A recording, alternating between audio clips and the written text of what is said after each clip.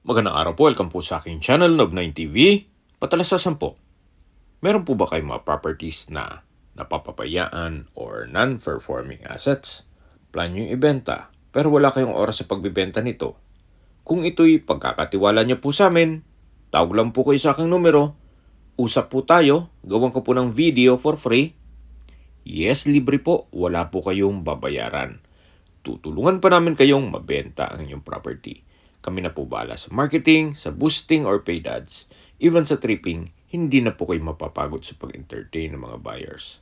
Kami na po bahala sa lahat. Tawag lang po kayo. Nandito po tayo ngayon sa Tagaytay kung saan meron po tayong bagong video presentation, isang residential property na may lot area 216 square meters at may floor area na 300 square meters. Ito po'y titulado, buhay po ang may-ari, kaya wala po kayong magiging problema sa documentation o sa transfer ng title. Ito pong bahay ay 4 na taon pa lang, halos hindi pa po natirhan to ni owner, gawa ng sa Amerika po sila nakatira. Ito po'y fully furnished, kaya pati mga gamit po ay hindi pa gamit. So meron pong grotto sa gilid nito at meron pong pocket garden at ito po yung main door. Samahan niyo po ako, pasok po tayo. Ito po yung salas o living area na double high ceiling. At meron pong chandelier, then naka-ceiling cove design. Dito po sa second floor ay meron pong glass railing at stainless handlebar. Lahat pong nakikita ninyong gamit ay kasama po yan, pera sa personal stuff ni owner. Ito pong flooring ay premium tiles ang ginamit. Hindi po ito tinipid, gawa ng ito'y owner's built. Materialis puertes po lahat. May pagbabago lang sa kanilang plano, kaya ibebenta na po ito. Dito po sa dining area ay may dining set, then may ceiling fan, at sa dulo po meron pong covered lanai na may sliding glass door. So mula naman po dito meron pong partitions na nag-block naman dito sa first bedroom. Kahit po nakabukas yung pintuan ng bedroom, ay hindi po kita sa living area. So ito po yung first bedroom. Kung meron man po kayong PWD or senior citizen sa pamilya, ito po yung para sa kanila. Meron na rin po itong split type aircon, naka-ceiling cove design, then may pin lamps, at dito naman po yung walk-in closet at toilet and bath. Ito po yung naka-sliding glass door. Then, maayos naman po ang toilet fixtures, may shower enclosure, naka-tile bathroom wall, meron pong bathroom countertop, at meron pong bathroom window with security grill. At matatanaw po natin yung perimeter fence. Then, meron pa pong 1 meter setback sa palibot nito. Dito po sa bathroom countertop ay naka-ceiling cove design na rin hanggang dito sa shower enclosure. So labas po tayo para check po natin yung ibang parte nitong bahay. Ito po yung first bedroom. Malaki naman po ang spasyo at naka-solid wood door. So mula po dito sa first bedroom, dito naman po yung formal kitchen. Naka-tile flooring, meron pong mga modular cabinets and drawers. May gas range, range hood, double stainless sink with faucet. At dito naman po yung pwesto ng refrigerator. At meron na rin pong kitchen cabinets. So, dito naman po yung access door papunta sa service area kung saan ito'y naka-quartz kitchen countertop, stainless sink with faucet, wall-mounted cabinet at meron din pong storage ng kitchen utensils. At dito naman po sa likod ko ay yung common toilet and bath. Kung saan maayos naman ang toilet fixtures nito. Then, may bathroom sink, water closet, naka-tile bathroom wall, at meron din pong shower. So, kumpleto na rin po ito. So, labas po tayo. So, mula po dito sa service area, lipat naman po tayo dito sa maid's quarter. Ito ay naka-solid wood door. Then may double deck. Maayos naman ang pintura. At meron din pong glass window. Dito naman po yung extension ng service area at dirty kitchen. Meron pong aluminum screen door at solid wood door. Meron din po itong kitchen countertop, may range hood, kitchen cabinet, at sa dulo po yung spation man para sa washing machine at dryer. At dito po sa dulo ay meron pong access door na papunta sa garahe o covered carport na matatanaw natin yung main gate. So ito po yung extension ng service area at dirty kitchen. Meron pong maliit na pintuan para sa storage. Then babalik po ulit tayo dito sa main service area. At yan po yung common toilet and bath. At ito naman po yung solid wood door na may access papunta dito sa formal kitchen. Meron pong drawer and vanity mirror naman dito. At sa likod po nito ay yung powder room. At meron pong understair storage na ang daan naman dun sa maliit na pintuan dun sa may service area. Ito po yung powder room na kung saan maayos naman ang toilet fixtures. May water closet with bidet. From floor to ceiling ang tile bathroom wall at bathroom window. May bathroom sink na rin po. Okay, labas po tayo. So, yan po yung powder room. Then, ito naman po yung stairs o hagdan. Naka wooden staircase, glass railing, at stainless handrail. Pulidong-pulido po ang pagkapintura dito sa staircase wall. Samahan niyo po ako. Akyat po tayo.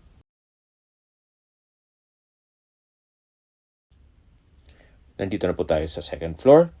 Then, ito po yung hallway. Then, dito naman po yung family area. Napakalaki po ng espasyo. Ito naman po yung ceiling cove design. Then, may chandelier. At ito naman po yung open below. Napakaganda po nitong design nitong bahay. Napakaliwalas po. Gaya po ng nasabi ko sa inyo kanina, halos hindi po ito natirhan. Gawa ng hindi naman po madalas na umuwi dito sa Pilipinas si owner. Kung ang interested buyer po ay nasa Amerika, mas mapapabilis na po ang transaksyon ninyo gawa ng babalik pa naman sila dyan. Then kung taga rito lang naman sa Pilipinas, wala pong problema. Anytime pwede silang umuwi. So check po muna natin itong first bedroom dito sa second floor. Malaki naman ang espasyo. May split type aircon. May ceiling cove design. Premium tiles ang ginamit dito sa flooring. At kumpleto na rin po ang bedroom fixtures. Meron na rin po itong sariling toilet and bath kung saan napaganda po ng disenyo ng tile bathroom wall na from floor to ceiling po yan. May bathroom sink, water closet. Then meron pong overhead shower. May shower curtain na rin po at towel holder. Then naka-ceiling cove design na rin po dito sa bathroom. Sliding glass door, then wooden frame na rin po itong ginamit dito. So ito po yung first bedroom dito sa second floor.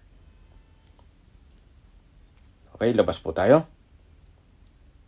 Lipat naman po tayo dito sa second bedroom dito sa second floor. Naka-ceiling cove design, may split type aircon, then may sliding glass window with security grill, naka-tile flooring, at meron din po itong built-in cabinet.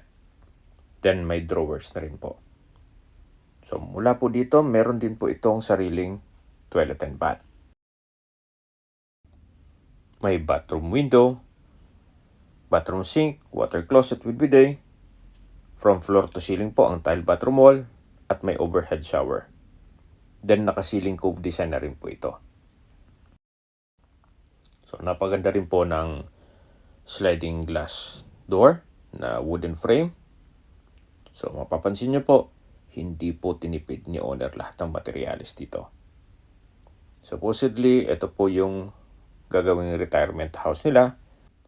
Kaso mas gusto po ni madam ngayon na meron siyang pagtatanman o maliit na farm.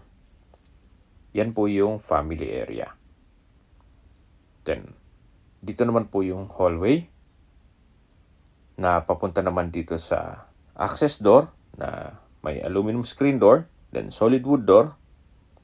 Papunta naman ito sa balkonahe o terrace na kung saan ito'y naka-tiled flooring, glass railing, at malaki naman ang espasyo nito. Matatanaw po dito ang inyong magiging kapitbahay once na na-acquire nyo ito. So, napakatahimik po ng lugar, sariwa ang hangin, at malamig po ang klima. Ito po yung nasa mataas na lugar. Ang estimated elevation above sea level ay 2,133 feet. Balik po ulit tayo dito sa loob. Ito naman po yung hagdan na papunta sa roof deck. Naka-solid wood staircase, then stainless handrail at glass railing. Meron din po itong staircase window with security grill. Mapapansin niyo po, pati dito sa palitada ng staircase wall ay pulidong-pulido. Meron pong security grill dito at naka-solid wood door naman. Ito po yung view deck o roof deck. Napakalaki po ng espasyo. At dito po may bar. May kitchen countertop, wall-mounted cabinet, then stainless sink with faucet, at built-in cabinet. Ito pong bar ay naka-quartz countertop, then naka-tiled flooring na rin po buong roof deck. At meron din pong bathroom. Meron pong water tank dito. At hindi lang po doon, meron pong 3,000 liter na water reservoir dyan sa baba in case ng water shortage. Mula po dito ay meron pong view po yan. Overlooking po sa ibang parte nitong Tagaytay. Medyo foggy po gawa ng umaambon. Pero plan po namin i-reshoot po ito once na maganda ang panahon para masilayan nyo ang kagandahan ng overlooking view. Habang pababa po tayo, madiscuss ko lang sa inyo yung ibang detalye nitong bahay. May lot area po ito na 216 square meters at floor area na 300 square meters. Ito po'y titulado at buhay po ang may-ari. 4-year-old pa lang po itong bahay at fully furnished po na binebenta. Meron pong mga brand new na inverter aircon for each room. Then, meron din pong 3-tonner na aircon sa living area. Then, centralized po ang water heater. Okay, sa distance, location at travel time portion na po tayo. Mula po sa Picnic Grove, ang distance is 1.1 kilometers at ang travel time is 4 minutes. Mula naman po sa People's Park in the Sky, ang distance is 3.7 kilometers at ang travel time is 9 minutes. Mula naman po sa Tagaytay Flower Market, ang distance is 2.9 kilometers at ang travel time is 5 minutes. Mula naman po sa Tagaytay Rotonda, ang distance is 5.5 kilometers at ang travel time is 10 minutes. Sa Tagaytay Rotonda po ay kumpleto na rin gaya ng malls, hotels, restaurants, banks, church, schools at hospital. Yan po yung lagi kong binabanggit sa inyo na dapat nyo i-consider sa paghahanap ng property, yung meron pong malapit na hospital. Hindi ko naman po sinasabing sakitin kayo, yan naman po ay for emergency purpose lang naman. At mula naman po sa Calac, Santa Rosa exit, ang distance is 15 kilometers at ang travel time is 20 minutes. Mula naman po sa Manila o sa airport, ang distance is 55.5 kilometers at ang travel time is 54 minutes. Okay, sa presyo na po tayo. Binebenta po ito ni owner sa halagang 18 million pesos. Kung may mga katanungan po kayo, tawag lang po kayo sa aking numero at sa mga kababayan natin nasa ibang bansa, meron po akong Telegram. Sa mga iPhone user naman, may iMessage. Meron din pong Imo, Skype, Viber at WhatsApp. Same number lang po, 0917-316-3399. Sa mga nagtatanong naman po ng aming Facebook, meron po aming Facebook page na Love9 TV at Facebook Reels video. Meron din pong TikTok at Instagram. Pakisuyo po, pakilike and follow na rin. Meron din po kayo ibang YouTube channel na The Love9 TV channel at AC Listings. Sana po naibigyan yung aming video presentation. Pakilike and subscribe na lang po sa aking channel para ma-update din po kayo sa aking future listings. Kung sakali po hanap niyo yung mas malaking sukat ng lupa, meron din po kami ibang listings na pwede niyong pagpilian. Huwag po kayong mag-atubiling tumawag sa amin, then let us know your budget para malaman namin kung anong property pwede namin i-alok sa inyo. Sa lahat pong viewers, subscriber at nagtiwala po sa amin, salamat po sa suporta. Ingat po kayo lagi at inyong pamilya. Maraming salamat po.